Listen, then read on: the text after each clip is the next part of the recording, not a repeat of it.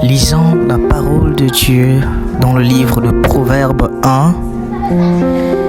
Les proverbes de Salomon, le fils de David, le roi d'Israël, pour connaître la sagesse et discipline, pour discerner les paroles d'intelligence, pour recevoir la discipline qui rend perspicace la justice et le jugement et la droiture, pour donner aux personnes inexpérimentées la finesse, aux jeunes hommes connaissance et capacité de réflexion. Un sage écoutera et gagnera en enseignement. Et un homme intelligent est celui qui acquiert l'art de diriger. Pour comprendre un proverbe est une sentence obscure.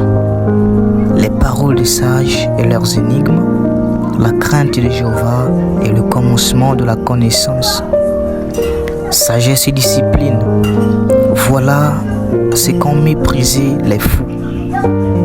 Écoute, mon fils, la discipline de ton père, et n'abandonne pas la loi de ta mère, car elles sont une guirlande de charme pour ta tête et un collier magnifique pour ta gorge. Mon fils, si des pécheurs veulent te séduire, n'y consens pas.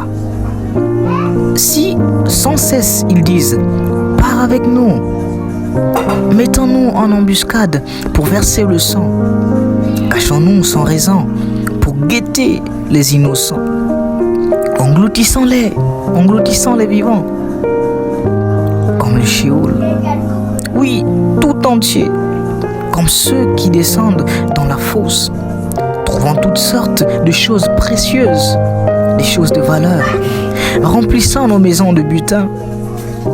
Tu devras jeter ton sort parmi nous, qu'il n'y ait qu'un seul sac qui soit pour nous tous.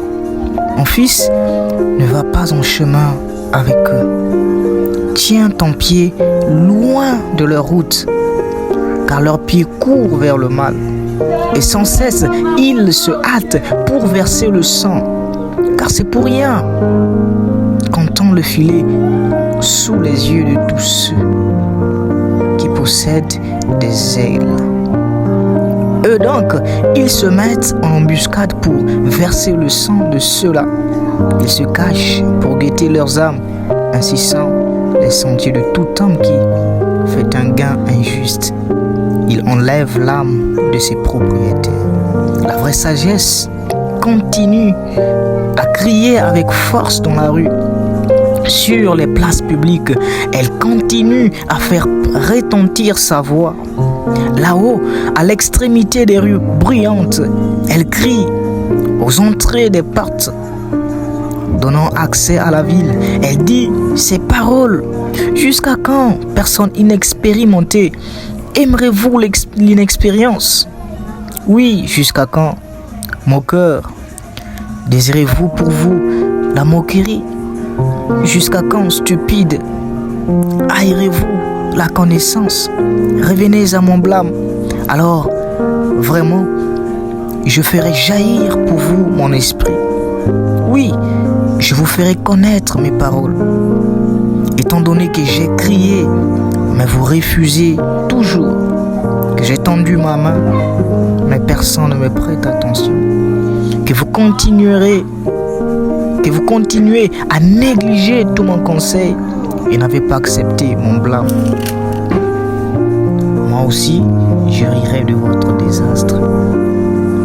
Je me moquerai quand viendra ce que vous redoutez.